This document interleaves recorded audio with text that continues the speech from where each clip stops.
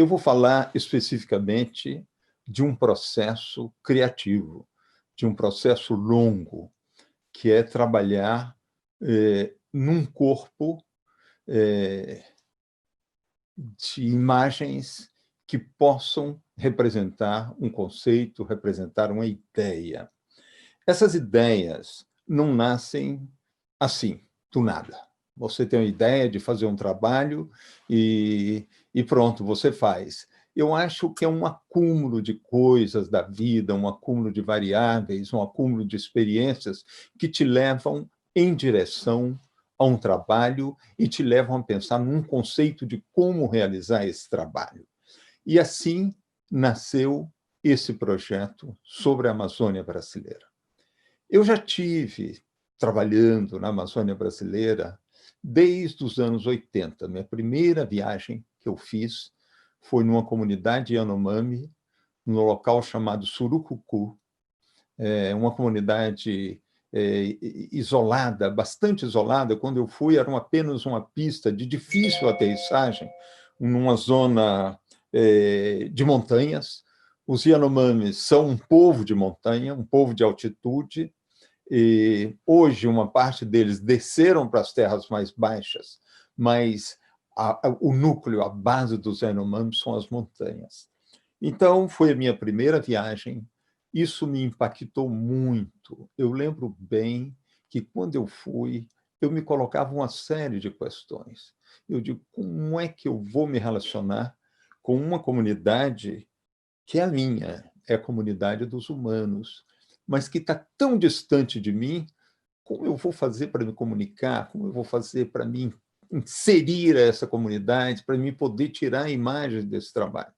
Então, o que me impressionou mais foi que, em poucas horas, 2, 3 horas, eu já estava em casa.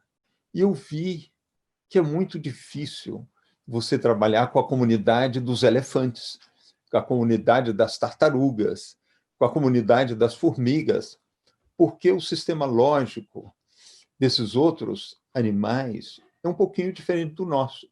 Mas, quando você vai trabalhar numa comunidade indígena, você está indo para a sua comunidade, para a comunidade dos humanos. Mesmo se você não fala a mesma língua, o que é essencial para mim, o que é importante para mim, todos os valores mais sérios na escala de valores que nós aprendemos na vida, essa comunidade em frente a mim tem.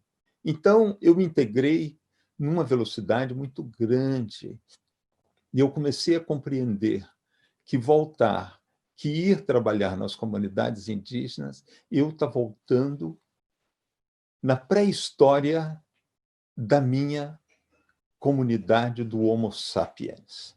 Na realidade, quando a gente vê essas comunidades indígenas da Amazônia, que a gente imagina que são primitivos, que são isolados, que vivem distante da gente, coisíssima nenhuma. Eles são nós mesmos. Eles são parte daqueles homens, daquelas mulheres que saíram do leste da África há 75 mil anos. É a primeira notícia que a gente tem do Homo sapiens, que desceram a África, que foram em direção à Europa, que foram em direção à Ásia, e que há 20 mil anos atrás, na época do último período de glaciação, onde o Estreito de Bering se transformou numa ponte, eles entraram na América e foram descendo, e foram ocupando espaço, e foram vindo. Então, essas mulheres e homens que estão na Amazônia são esses que passaram nessa época. E quando os portugueses chegaram na América, os espanhóis chegaram na América há 500 anos atrás, simplesmente encontraram com o próprio Homo sapiens, encontraram com eles mesmos, que tinham chegado pouco antes. Então, quando eu vim trabalhar com essas comunidades, eu compreendi isso tudo. Então, isso foi uma coisa que me tocou muito no interior. Eu, anos depois, fazendo o meu projeto Gênesis, eu vim trabalhar na Amazônia. Trabalhei muito na Amazônia. Eu tive uma aproximação muito grande com essas comunidades. Então, veio dentro de mim uma necessidade de realizar um trabalho maior sobre essas comunidades indígenas. Isso do lado humano, do lado físico, do lado da floresta, do lado do ecossistema. A Isabela bem falou que nós desenvolvemos um projeto de recuperação da Mata Atlântica, a Lélia e eu, na fazenda, que foi a fazenda dos meus pais, e que foi totalmente destruído, a floresta tropical maravilhosa que tinha ali antes. Quando nós recebemos essa terra, tomamos a decisão, a partir de uma ideia da Lélia, de reconstruir essa floresta.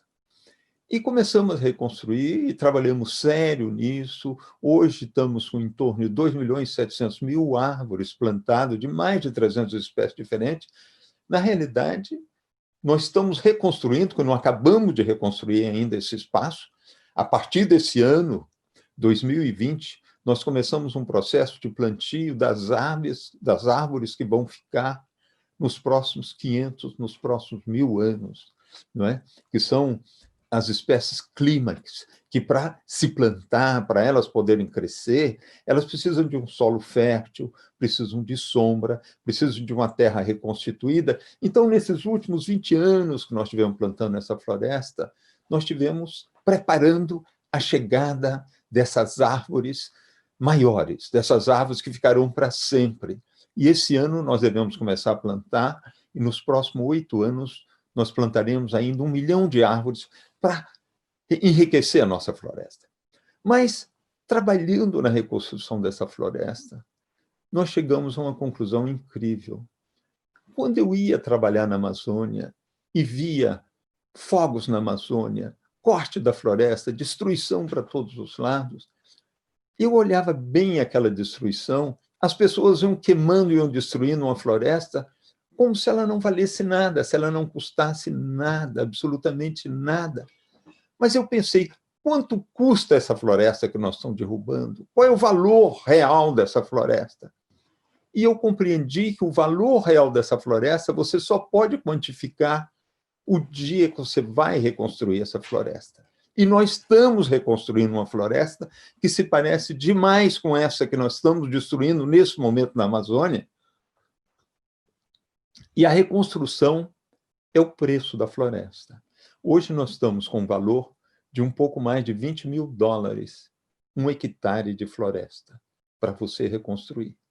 Então, quando você pega uma fazenda na Amazônia, que são grandes, uma fazenda média pequena na Amazônia, uma fazenda de 10.000 hectares, se você multiplica em torno de $20.000 o hectare, você vê que aquela terra ela vale mais de 200 milhões de dólares. E jamais na história dessa propriedade rural nova que nós estamos criando na Amazônia, se ela dá tudo certo, você vai conseguir obter 200 milhões de dólares. Então, nós estamos destruindo um capital que tem um valor imenso, que o valor agregado de todo o bioma amazônico, que é de em torno de 420 milhões de hectares de floresta, ele constitui a maior concentração de riquezas do planeta. E que é uma floresta incrível, com uma riqueza de biodiversidade, com uma riqueza de águas, com uma riqueza de evaporação que leva umidade no planeta inteiro, que garante os sistemas de chuva, que garante tudo que nós precisamos na sobrevivência do planeta. Uma boa parte vem da Amazônia. Isso tem um valor. Então, daí veio a ideia de eu fotografar não só as comunidades indígenas, mas fotografar também o ecossistema, fotografar as florestas, fotografar os rios aéreos, fotografar o sistema de águas. E aí vem o trabalho de criatividade, de como realizar esse trabalho. Aí foi preciso de eu ter um conceito. E com a Lélia nós trabalhamos um conceito. O conceito seria comunidades de humanos. Como é que eu faria essas comunidades? Como é que eu teria um certo número de comunidades que pudessem ser representativos? E, ao mesmo tempo de representativos, essas comunidades são de dificílimo acesso. Então, eu não poderia trabalhar muitas.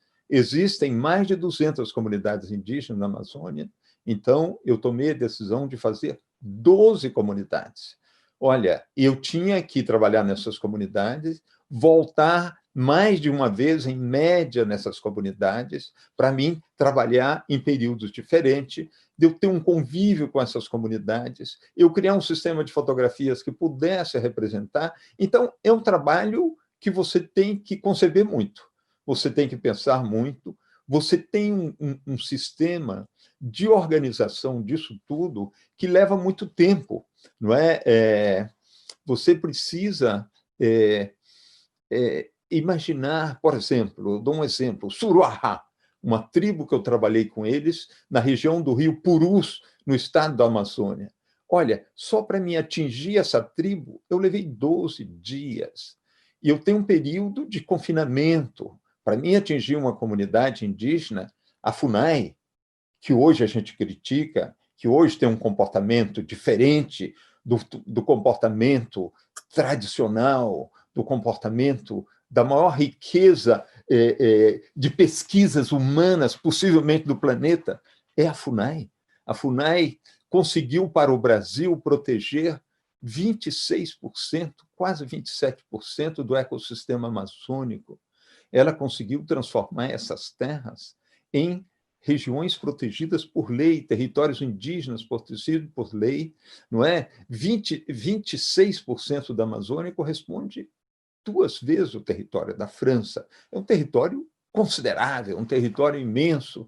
Então, eu tive que trabalhar com a FUNAI, eu tive que apresentar meu projeto à FUNAI, ele teve que ser apresentado por todos os cientistas da FUNAI, e a FUNAI, nesse momento, ela envia um mensageiro à comunidade indígena, porque pela lei brasileira, eu não posso atingir uma comunidade indígena, sim, eu preciso da autorização do Estado brasileiro, e o Estado brasileiro precisa solicitar a autorização da comunidade indígena.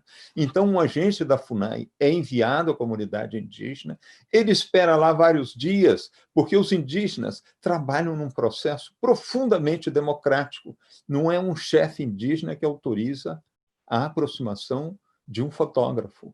Tem que ser a comunidade toda, porque um fotógrafo trabalha muito na intimidade da comunidade. Então, uma parte dos indígenas estão caçando, outra parte está pescando, outra parte está coletando frutas, até um momento de uma coincidência de pelo menos 90% da comunidade indígena estar junta para, numa reunião, se apresentar a questão da presença de uma pessoa de fora da comunidade, nesse caso, um fotógrafo, e ser aprovado. Se é aprovado, então eu organizo com a comunidade a melhor época para ir, com a FUNAI, e aí eu vou trabalhar com a comunidade.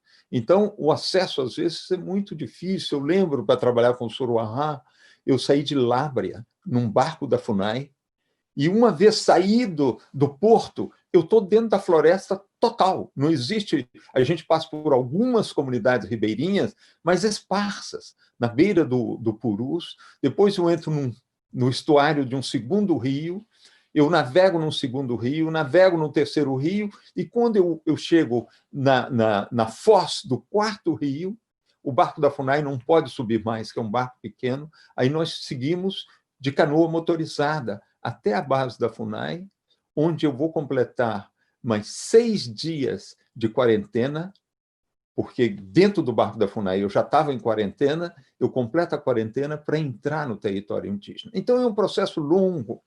E para mim retratar essas comunidades, para me ver com a comunidade, eu vivo realmente com a comunidade. Eu passo, às vezes, um mês e meio, 2 meses com a comunidade, porque a velocidade da vida aí não passa na mesma velocidade da vida urbana.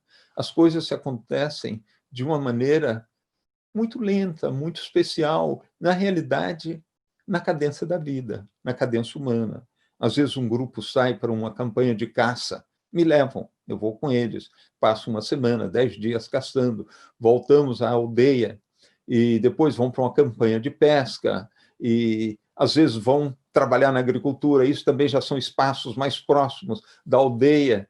Eu levo comigo um estúdio, eu levo um tecido que tem 6 metros de largura, na realidade são tecidos de 3 metros, que eu levo aqui na minha costureira, que é ao lado da minha casa em Paris, ela costura para mim um tecido de 3 metros de largura por 9 de comprimento, eu vou juntar 2 desses tecidos, aí eu faço um fundo de 6 metros de largura por 9 de comprimento, eu coloco isso dentro de um saco de viagem e levo comigo para a Amazônia. Nós vamos montar esse estúdio debaixo das árvores. E quando eu volto de uma campanha de pesca, de uma campanha de caça, eu monto esse estúdio e fico sentado esperando os que querem se fazer fotografar. Então, é muito interessante. Às vezes não vem ninguém durante o dia, e às vezes vem 50 pessoas. E eu passo o dia ali com aquelas comunidades, cada um escolhe a pose que ele quer. Eu faço questão de fotografar num estúdio, porque o estúdio permite a mim de isolar todo o paramento dos indígenas. Os indígenas têm um senso da composição, ele tem um senso da beleza fantástico. Essa fotografia que a Isabela falou, de uma senhora Yanomami com uma máscara na mão, a senhora é linda, a senhora é tão bem paramentada, ela faz buraquinho. Aqui as mulheres ocidentais não fazem buraquinho na orelha para pendurar um brinco, elas fazem buraquinho ao lado do lábio, fazem um buraquinho embaixo do nariz e colocam paramentos. Elas ficam lindas. As pinturas, não é? As flores que elas colocam, elas têm flores eternas. Elas fazem flores com penas de pássaros, amarram as penas de pássaro em forma de uma flor e se decoram com aquelas penas de pássaro. Então, eu, quando vou fotografar um indígena paramentado dentro da floresta, a floresta já é um paramento imenso, com o segundo paramento, que é o paramento indígena, então talvez reduza o outro. Então, quando eu coloco essas pessoas paramentadas no estúdio, elas tomam um volume, tomam um relevo colossal. Então, eu trabalho muito em estúdio. Então, mas tudo isso obedece uma ideia inicial de um projeto fotográfico.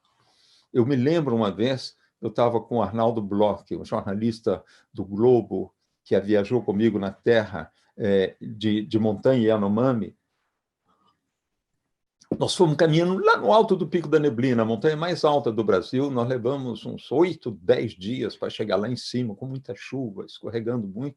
Mas eu queria ir lá em cima com um grupo de xamãs, Yanomami, porque a deusa Ioiôama, a grande divindade feminina dos Yanomamis, ela mora lá em cima do Pico da Neblina.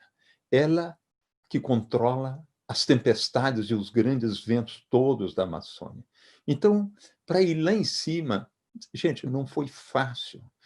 Olha, para a ascensão final do Pico da Neblina, depois que você chega no acampamento de base, você ainda tem mais 1.200 metros de desnivelamento para chegar lá em cima, nós temos que fazer 4 trechos com cordas, para você ir subindo por corda e tudo, e eu consegui chegar lá em cima com um grupo de xamãs para fazer as fotografias, tudo isso trabalhando dentro de uma ideia maior, dentro de um conceito maior de representar essas comunidades indígenas.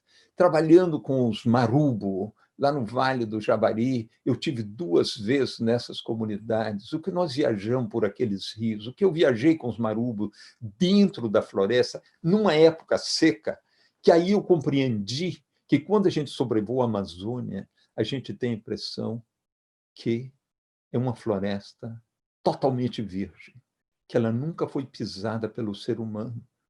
Não é verdade. Aquela floresta é inteiramente transitada pelos indígenas. Eles conhecem aquela floresta toda. Na época de chuva, eles viajam por rio, e na época seca, eles viajam através do leito de águas reduzidas dos igarapés, que transformam em verdadeiras vias. São vias aquáticas, e a gente viaja caminhando dentro. Eu descobri a floresta de uma outra forma com esses indígenas. Então, esse lado humano eu consegui representar trabalhando com 12 comunidades indígenas diferentes.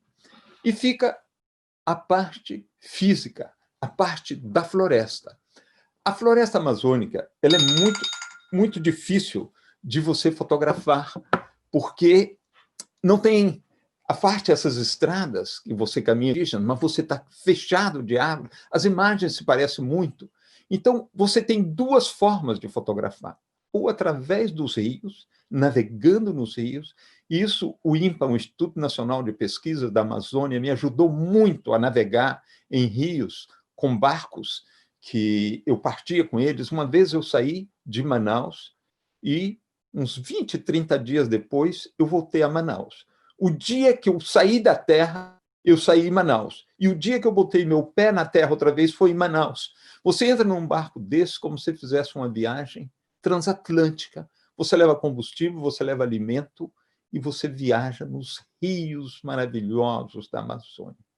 E a outra parte de fazer as fotografias físicas, eu consegui, foi fazendo fotografias aéreas. Como a Isabela falou, nós tivemos um projeto, e eu fiz, inclusive, a apresentação para o Estado-Maior do Exército Brasileiro sobre esse projeto amazônico. Porque não existe nenhum projeto que se faça na Amazônia se você não pode excluir a participação do Exército Brasileiro. O Exército Brasileiro é a instituição brasileira com maior presença e conhecimento da Amazônia. Eu fiz essa apresentação e solicitei um apoio do Exército Brasileiro. E o general Vilas Boas, nesse momento, me concedeu eu viajar com as naves, as aeronaves do Exército Brasileiro.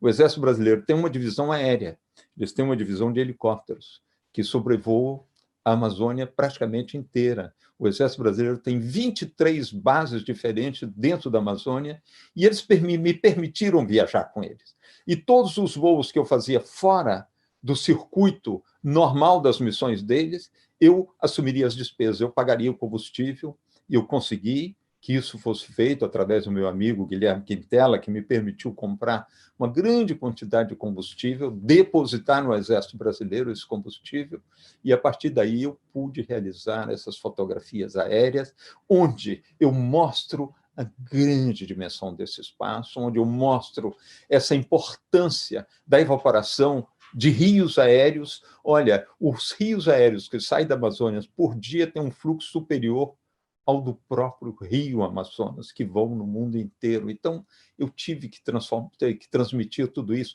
transmitir o sistema de chuvas amazônicas. Ninguém no mundo conhece as chuvas se você não viu as chuvas da Amazônia. As chuvas da Amazônia são fabulosas. Tem chuvas que você tem a impressão que são erupções de grandes vulcões, não é? Em vez da chuva estar caindo, você tem a impressão que ela está saindo da terra e no espaço como se fosse uma explosão vulcânica. Às vezes você tem a impressão que são explosões atômicas, são chuvas caindo na Amazônia, não é? A dimensão dos rios.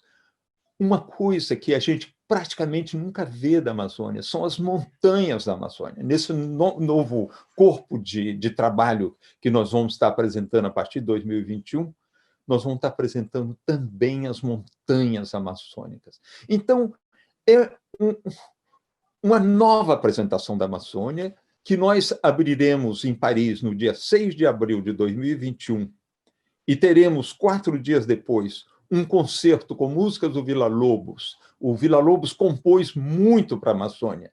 Ele compôs uma suíte chamada A Floresta Amazônica, onde eu vou estar fazendo uma projeção, mas antecedendo isso, nós teremos um outro corpo de música do Villa-Lobos da Amazônia, que é a Origem do Rio Amazonas. Ele compôs muito para a Amazônia. Então, nós faremos essa grande exposição com livros, com os concertos de música clássica, e 15 dias depois nós abriremos essa exposição em São Paulo, no Sesc São Paulo. Nós estamos preparando para trabalhar no Sesc Pompeia, que é um Sesc imenso, maravilhoso, que pode dar a grande dimensão desse trabalho. 10 dias depois da abertura em São Paulo, nós abriremos no Rio de Janeiro, onde nós faremos essa exposição em todo o Museu do Amanhã, no Rio de Janeiro. E depois do Museu da Manhã, nós faremos a abertura em Roma, no Maxi, que é o Museu de Arte Contemporânea da Itália, que é o maior museu da Itália, e todas essas apresentações compreenderão a apresentação do concerto de música clássica. Então, essa é a ideia do projeto, que terá também 2 grandes livros publicados pela Tasch, que sairão junto com o projeto. Nós queremos criar essas 4 exposições apresentadas ao mesmo tempo para criar um debate, criar uma discussão sobre a Amazônia, onde nós vamos trazer, de novo, a ligação com o debate político. Nós estamos, em cada uma das exposições, nós vamos estar apresentando o ponto de vista de 8 lideranças indígenas desses grupos que eu fotografei. Já estamos filmando alguns deles, outros nós terminaremos em alguns meses, e eles farão também, em cada corpo da exposição que o povo deles está representado, terá também uma declaração de uma dessas lideranças indígenas.